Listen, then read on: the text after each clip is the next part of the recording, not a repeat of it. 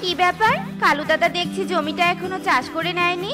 এজন্যই ভাগে ফসল চাষ করা ভালো নয়, কিন্তু নিজে চাষ করার মতো সামর্থ্য তো আমার নেই। কি আর করব, এখন কালু দাদার কাছে যাই, গিয়ে দেখি বেচারাটা কি করছে।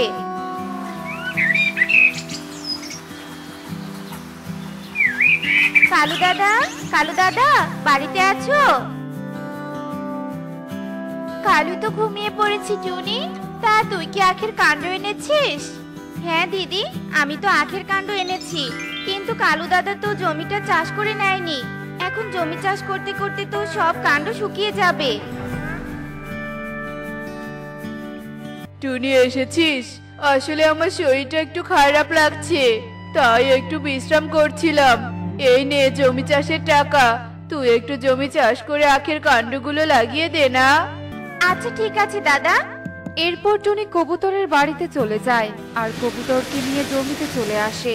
কবুতর দাদা, এই যে আমাদের ভাগের জমি, জমিটা ভালো করে চাষ করো তো, যাতে ভালো ফসল হয়। আচ্ছা ঠিক আছে টুনি, আমি ভালো করে জমি চাষ করছি। আমাকে কেউ সাহায্য করো, আমাকে কেউ সাহায্য করো, আমি যে কাঁটার গাছের সাথে আটকে গেছি, কেউ সাহায্য করো, সাহায্য করো। কে এভাবে চিৎকার করে সাহায্য চাইছে? আশেপাশে তো কাউকে দেখতে পাচ্ছি না।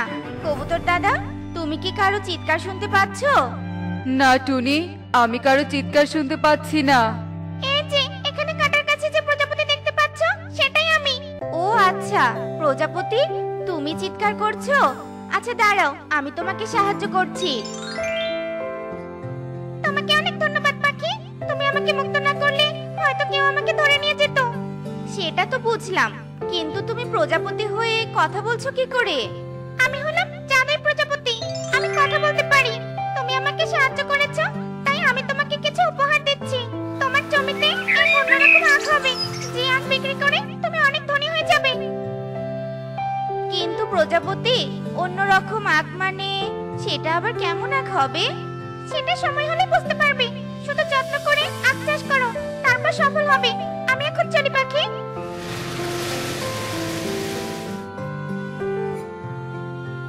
টুনি, তোর জমি চাষ করা হয়ে গেছে, এখন তুই তাড়াতাড়ি আখের কাণ্ডগুলো লাগিয়ে দে। আচ্ছা ঠিক আছে দাদা।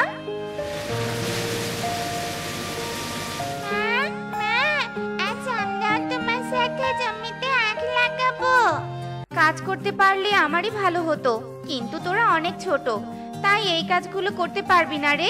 তবে তোরা আমাকে আখের কাণ্ডগুলো এনে দে, আমি শুধু গর্ত করে লাগিয়ে দিচ্ছি। আচ্ছা ঠিক আছে মা, চল রাখি, আমরা কাজে লেগে পড়ি। এরপর সবাই মিলে জমিতে কাজ করতে থাকে আর এভাবেই বেশ কয়েকদিন কেটে যায়।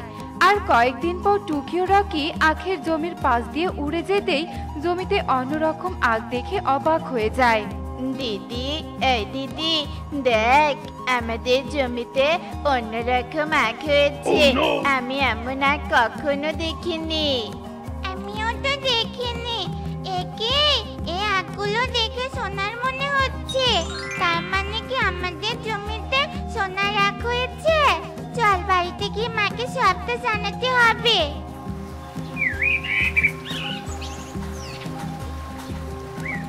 কি সোনার আখ হয়েছে? তাহলে এই প্রজাপতি জাদু দিয়ে এই উপহার দিয়েছে। তাহলে কালু দাদাকে নিয়ে জমিতে যেতে হবে। হ্যাঁ, কোন প্রজাপতি? এরপর টুনি টুকিকে সব কথা খুলে বলে আর তারপর টুনি কালুর বাড়িতে চলে যায়। কালু দাদা, কাকুলি দিদি, তাড়াতাড়ি বাইরে এসো, একটা খুশির খবর আছে। তাই নাকি রে টুনি? তা বল দেখি, কি খুশির খবর আছে? আমাদের জমিতে সোনার আখ হয়েছে। কি সোনার আখ? কিন্তু সোনার আখ আবার কি করে হলো? আগে তাড়াতাড়ি জমিতে চলো, তারপর যেতে যেতে সবটা বলছি, নয়তো যে কেউ এসে সব আখ চুরি করে নিয়ে যাবে। হ্যাঁ টনি, তুই একদম ঠিক বলেছিস।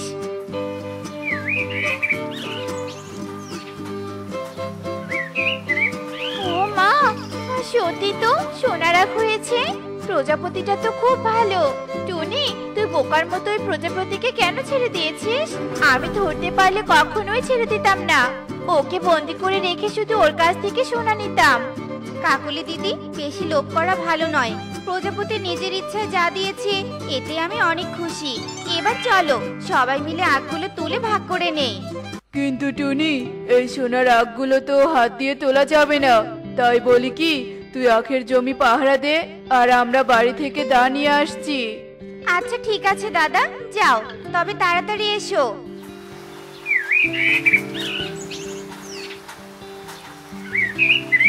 কাকুলি, আমি ভাবছি কি টুনিকে আখের কোনো ভাগ দিব না। সব আখ যদি আমাদের হয় তাহলে আমরা যে অনেক ধনী হয়ে যাব। কিন্তু কিভাবে সব আখ আমাদের করে নিব? টুনি কি তার ভাগ ছেড়ে দিবে? আমার মাথায় একটা বুদ্ধি এসেছে, সেই বুদ্ধিতে কাজ করলে সব আখ আমাদের হয়ে যাবে কাকুলি। তারপর কালো কাকুলিকে সব কথা খুলে বলে, আর তারপর কাকুলি খুব তাড়াতাড়ি টুনির কাছে চলে আসে। টুনি, টুনি, সর্বনাশ হয়েছে। আমরা বাড়িতে যেতেই কালু হঠাৎ মাথা ঘুরে কুয়োর ভিতরে পড়ে গেছে। আমি একা কালুকে টেনে তুলতে পারছি না রে। তো তুই একটু আমাকে সাহায্য কর না রে টুনি বোন। আচ্ছা ঠিক আছে কাকুলি দিদি, আমি এক্ষুনি যাচ্ছি। মা টুকি রকি, তোরা আখের জমিটা পাহারা দে তো। এসব বলে টুনি কাকুলির সাথে কুয়োর কাছে যায়। আর যেই না টুনি মাথা নিচু করে কুয়োর দিকে দেখতে থাকে, তখনই পেছন থেকে কাকুলি টুনিকে ধাক্কা মেরে কুয়োতে ফেলে দেয়। এ কি কাকুলি দিদি, আমাকে ফেলে দিলে কেন? আর কালু দাদা তো এখানে নেই। তাড়াতাড়ি আমাকে উপরে তোলো দিদি, তাড়াতাড়ি আমাকে উপরে তোলো। তোকে উপরে তোলার জন্য ফেলে দিয়েছি নাকি? আখের ভাগ তোকে দিব না বলে ফেলে দিয়েছি। এখন তুই এখানে ডুবে মর, আর আমরা জমির সব আখ বিক্রি করে অনেক ধনী হয়ে যাব, অনেক ধনী। এসব বলে কাকুলি সেখান থেকে চলে যায়। আর টুনি কুয়োর ভেতর থেকে খুব জোরে জোরে চিৎকার করতে থাকে। আর তখনই সেই পথ দিয়ে রিমা ছাগল নিয়ে হেঁটে যাচ্ছিল। টুনির এমন চিৎকার শুনে রিমা সেখানে চলে আসে। এ কি পাখি, তোমাকে কুয়োর মধ্যে কে ফেলে দিয়েছে? দিদি, আগে আমাকে এখান থেকে উপরে তোলো, তারপর সবটা বলছি। এরপর রিমা ছাগলের গলা থেকে রশি খুলে টুনিকে দেয়। আর টুনি রশি ধরে ওপরে উঠে আসে। আর তারপর রিমাকে টুনি সব কথা খুলে বলে। ওই পাখিরা তো খুব খারাপ, তুমি আমাকে ওই পাখিদের কাছে নিয়ে চলো, তারপর আমি ওদের ধরে খাঁচায় বন্দি করে উচিত শিক্ষা দিব। তাহলে তোমার বাড়ি থেকে খাঁচা আর জাল নিয়ে এসো, তা না হলে ওরা পালিয়ে যাবে। আর ওদের শিক্ষা না দিলে এভাবে সবার সাথে ওরা অন্যায় করে যাবে। আচ্ছা ঠিক আছে, তুমিও আমার সাথে চলো। কালু আঙ্কেল, তুমি নাকি কুয়োতে পড়ে গিয়েছিলে? হ্যাঁ, পড়ে গিয়েছিলাম। তোর মা আর কাকুলি আমাকে টেনে তুলেছে বলে বেঁচে ফিরলাম। তোমরা তো চলে আসলে, কিন্তু মা এলো না কেন? তোর মা তো বাজারে বস্তা কিনতে গেছে। আখগুলো বস্তায় করে বিক্রি করতে নিয়ে যেতে হবে, তা না হলে যে ডাকাতরা সব আখ কেড়ে নেবে। তাই তোর মা তোদের দুজনকে আখ কাটতে বললো। তাড়াতাড়ি আখগুলো কাটা শুরু কর তো। এরপর সবাই মিলে সোনার আখগুলো কাটতে থাকে। আর কিছুক্ষণের মধ্যেই সব আখ কাটা শেষ হয়ে যায়। কি ব্যাপার কালু আঙ্কেল, মা এখনো আসছে না কেন? বাজারে যেতে আসতে তো সময় লাগবে নাকি? তোরা বাড়িতে চলে যা, আর আমরা আখগুলো নিয়ে বাড়িতে যাই। তোর মা আসলে আমাদের বাড়িতে পাঠিয়ে দিস, বাড়িতে আখগুলো ভাগ করব। আচ্ছা ঠিক আছে আঙ্কেল।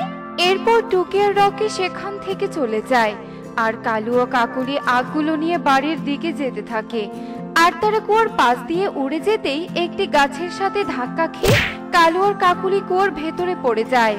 এ কি কালু, আমরা এখন এখান থেকে উঠবো কি করে? কি কোথায় আছো? আমাদের বাঁচাও, আমরা যে কুয়োর ভিতরে ডুবে যাচ্ছি, বাঁচাও। কি ব্যাপার, কুয়োর ভিতরে আবার কে পড়লো? রিমা দিদি, চলো তো গিয়ে দেখি। কে কি, তোমরা কুয়োর ভিতরে পড়লে কি করে? টনি, তুই বেঁচে আছিস? আমাদের ক্ষমা করে দিয়ে বোন, তোর সাথে অন্যায় করেছি বলে আজ আমরা কুয়োর ভিতরে পড়ে গেছি। তুই আমাদের বাঁচা রে, বাঁচা। হ্যাঁ টুনি, দয়া করে আমাদের সাহায্য কর, সাহায্য কর।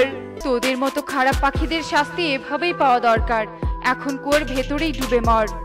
দিদি, ওরা ওদের ভুল বুঝতে পেরেছে। তাই ওদের একটু সাহায্য করো। ওরা আমার প্রতিবেশী, তাই চোখের সামনে এভাবে ওদের মরতে দিতে পারছি না। টুনির কথা শুনে রিমা কালু ও কাকুলিকে ওপরে নিয়ে আসে। উফ বাবা, অবশেষে বাঁচতে পারলাম। দিদি, তোমাকে অনেক ধন্যবাদ। ভাগ্যিস সোনার আখগুলো কুয়োর ভিতরে পড়ে যায়নি। এবার বুঝলে তো অন্যের সাথে প্রতারণা করলে কি হয়। সৃষ্টিকর্তা ছাড় দেন কিন্তু ছেড়ে দেন না। অন্য কোনো পাখি হলে তোমাদেরকে আখের ভাগ দিতই না, কিন্তু আমি তো আর তোমাদের মতো অন্যায় করতে পারি না। চলো এবার আখগুলো ভাগ করা যাক। এখন থেকে সবাই মিলেমিশে থেকো। টুনি, আমি তাহলে আসি। এরপর রিমা সেখান থেকে চলে যায় আর টুনি সোনার আখগুলো সমান ভাগে ভাগ করতে থাকে। এই নাও টোনা, আজকে সিঙ্গারাগুলো বানাতে একটু দেরি হয়ে গেল। কি আর করব, আগুন জ্বালানোর জন্য ঘরে কোনো কাঠ ছিল না, আর এজন্য সকালে উঠে জঙ্গলে কাঠ কুড়াতে গিয়েছিলাম, আর তাই তো একটু দেরি হয়ে গেল। দেরি হয়েছে বলে এত চিন্তা করছো কেন বলো তো? তোমার বানানো সিঙ্গারা শহরে নিয়ে যেতে না যেতেই তো বিক্রি হয়ে যায়। তোমার জন্য শহরের অনেকেই আমাকে অনেক সম্মান করে। আমি তাহলে এখন যাই টুনি, নয়তো এবার সত্যি সত্যি দেরি হয়ে যাবে। এরপর টোনা সিঙ্গারার ডালি নিয়ে শহরে চলে যায়। টুনির অনেক দিনের স্বপ্ন ও শহরে একটা ছোট ঘর বানিয়ে শহরেই বাকি জীবনটা পার করবে। তাই তো অনেক দিন থেকে আমরা দুজনেই কষ্ট করে টাকা জমিয়েছি শুধুমাত্র শহরে একটা জমি কিনবো বলে। এখন মনে হয় টুনির স্বপ্নটা পূরণ করার সময় হয়ে এসেছে।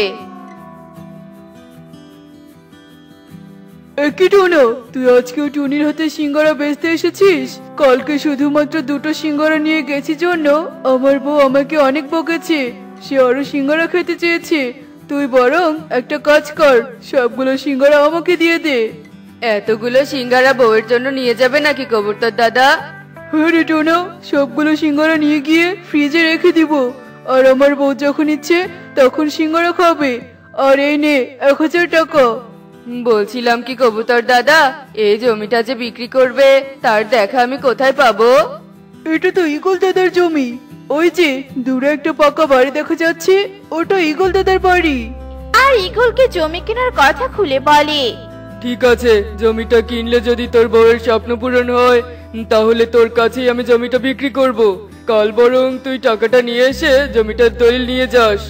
এরপর টোনা সেখান থেকে বাড়িতে চলে আসে আর টুনিকে গিয়ে জমি কেনার কথা খুলে বলে। আর এভাবে দেখতে দেখতে সেই দিন কেটে যায়।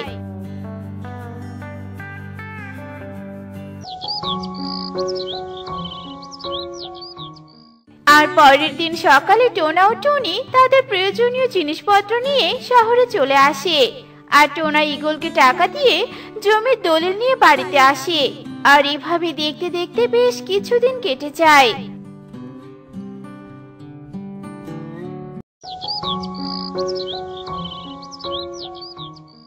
টোনা, এইটুকু জমিতে আমরা ধান চাষ করব, তাহলে আর আমাদেরকে চাল কিনে খেতে হবে না। ঠিক বলেছো টুনি, এই শহরে আমি অনেক জায়গায় ঘুরেছি কিন্তু কোথাও কাউকে ধান চাষ করতে দেখিনি। কিন্তু তুমি যখন বলেছো আমি আজই ধানের বীজ কিনে আনবো। এরপর টোনা ধানের বীজ কিনতে বাজারে চলে যায় আর ধানের বীজ কিনে নিয়ে বাড়িতে ফিরে আসে আর তাদের জমিতে ধান চাষ করে। আর এভাবে দেখতে দেখতে বেশ কয়েক মাস কেটে যায়। এদিকে টোনা ও টুনির জমিতে ধান এসে যায়। এ কি, এ আমি কি দেখছি? টোনা আর টুনি মিলে ধান চাষ করেছে। এই খবরটা তো ময়ূর বন্ধুকে দিতে হবে। এ কি কালু দাদা, তুমি আবার কখন এলে? এই তো এক্ষুনি এলাম। এই নে, আমার দোকানে ফলগুলো রেখে চলে এসেছিলি, তাই আমি বাড়ি যাওয়ার পথে তোর ফলগুলো নিয়ে এলাম। খুব ভালো করেছো কালু দাদা, আমি আসলে কাজের চাপে ফলগুলো নিতে ভুলেই গিয়েছিলাম। এরপর কালু সেখান থেকে ময়ূরের বাড়িতে চলে আসে আর ময়ূরকে গিয়ে টুনির জমির নতুন ধানের কথা বলে দেয়। কে টনি যে আমার হাতে সামান্য করে এই শহরে ধান চাষ করেছে? কালো, কালো, এই টনি কি জানে না নাকি এই শহরে নতুন ধান চাষ করা নিষেধ? এই টোনা আর টুনি অল্প কিছুদিনেই বেশ উন্নতি করেছে। এদের উন্নতি দেখে হিংসায় আমার শরীর জ্বলে যায়। তাই ময়ূর বন্ধুকে আমি মিথ্যে বলে ওদের পথে বসাবো। কালো, কথা বলছিস না কেন? হ্যাঁ বন্ধু, আমি নিজে ওদেরকে ধান চাষ করতে না করেছিলাম, আর ওদেরকে তোমার কথাও বলেছিলাম, কিন্তু ওরা নাকি তোমাকে ভয় পায় না, আর তাই নিষেধ করা সত্ত্বেও ধান চাষ করেছে। কে? ওদের এত বড় সাহস? ওরা কিনা ময়ূরকে ভয় পায় না? তবে দেখ ওদের আমি কি অবস্থা করি। কোথায় গেলি রে আমার ইঁদুর ছানা? এই যে মালিক, আমি এখানে। কি করতে হবে আমাকে আদেশ করুন। শোন, টনি আর টোনা নতুন ধান চাষ করেছে, আর তুই ওদের সবগুলো ধান কেটে নদীতে ভাসিয়ে দিবি। এই শহরে কোনো ধান চাষ হবে না, বুঝলি? ময়ূরের কথা শুনে ইঁদুর ছানা সেখান থেকে চলে যায়। আর রাত হতে সে টুনির ধানের জমিতে চলে আসে, আর তার ধারালো দাঁত দিয়ে সবগুলো ধান কেটে নদীতে ভাসিয়ে দেয়। অন্যদিকে নদীর পাশ দিয়ে বাড়ি ফিরছিল টোনা ও টুনি, আর তারা নদীতে ধানগুলো ভেসে যেতে দেখতে পায়। টোনা, তুমি তো বলেছিলে এই শহরে কেউ কখনো ধান চাষ করেনি, তার মানে কেউ আমাদের ধানগুলো কেটে নদীতে ভাসিয়ে দিয়েছে। হায় হায় রে, আমাদের এত বড় সর্বনাশটা কে করলো? এখন আর কেঁদে কি হবে? ওই যে টুনি, একটা নৌকা, চলো আমরা ওই নৌকাতে চড়ে যেটুকু পারি ভেসে যাওয়া ধানগুলোকে নৌকায় তুলি। এরপর টোনা ও টুনি নৌকা চালিয়ে নদীর মাঝখানে চলে যায়, আর ভেসে যাওয়া কিছু ধান তারা তাদের নৌকাতে উঠিয়ে নেয়। আর এভাবে দেখতে দেখতে সেই রাত কেটে যায়। ময়ূরী, ময়ূরী, এখনো ভাত রান্না করনি কেন? ওগো, বাজারে নাকি কোনো দোকানে কোনো চাল পাওয়া যাচ্ছে না, আর ঘরে যে কোনো চাল নেই, তাই এখনো রান্না করা হয়নি। ময়ূর বন্ধু, আমার খুব খিদে পেয়েছে, আমাকে একটু ভাত খেতে দাও না। বাজারেও নাকি চাল পাওয়া যাচ্ছে না, আমাদের এই শহরের বনে ধান চাষ না হওয়ায় চালের অভাব দেখা দিয়েছে। ঠিক বলেছিস রে কালু, আর এজন্য আজকে বাড়িতেও ভাত রান্না হয়নি। কালু, তুই একটু খোঁজ নিয়ে দেখ তো কারো বাড়িতে কোনো চাল পাস কিনা।